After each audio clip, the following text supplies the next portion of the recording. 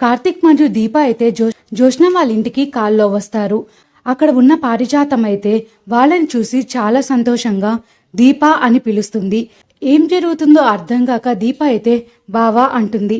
ఇంకా వెంటనే కార్తీక్ అయితే ఎంజాయ్ చేయి అని సరదాగా అంటాడు. పారిజాతం అయితే దీప దగ్గరికి వచ్చి దీప మెల్లో నగలు లేకపోవడం చూసి ఏంటి దీప మెడ ఏంటి అంత బోసుగా ఉంది అని అడుగుతుంది. వెంటనే తన మెల్లో ఉన్న నక్లెస్ని తీసి దీప మెల్లో వేస్తుంది. నా నక్లెస్ ని మెల్ల వేసుకో అని చెప్తుంది. ఇది చూసి దీప అయితే పారిజాతంని పారిజాతం అమ్మగారు అని పిలుస్తుంది.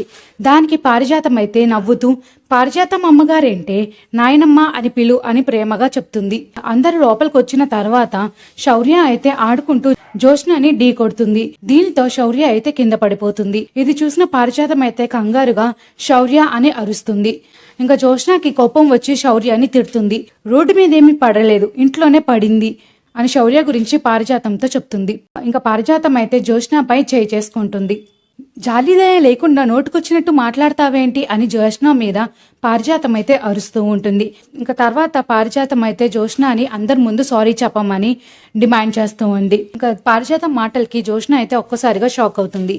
ఇంకా దీపక్ ఏం చేయాలో అర్థం కాక షాక్ లో ఆశ్చర్యంగా ఉండిపోతుంది. కార్తీక్ మాత్రం ఇదంతా చూసి చాలా సంతోషపడుతూ ఉంటాడు. అసలు పారిజాతంకి ఏమైంది, పారిజాతం ఎందుకు అలా ప్రవర్తిస్తుంది, ఒక్కసారిగా లేని ప్రేమంతా దీపం మీద అలానే తన కూతురు మీద ఎందుకు చూపిస్తుంది, కార్తీక్ ఏం చేశాడు, ఇదేమైనా కార్తీక్ ప్లానా, కార్తీక్ ఎందుకు ఇదంతా తెలిసినట్టు నవ్వుతూ ఉన్నాడు. ఈ ప్రశ్నలన్నిటికీ మీరేమనుకుంటున్నారో కింద కామెంట్ సెక్షన్ లో తెలియజేయండి. Thank you for watching.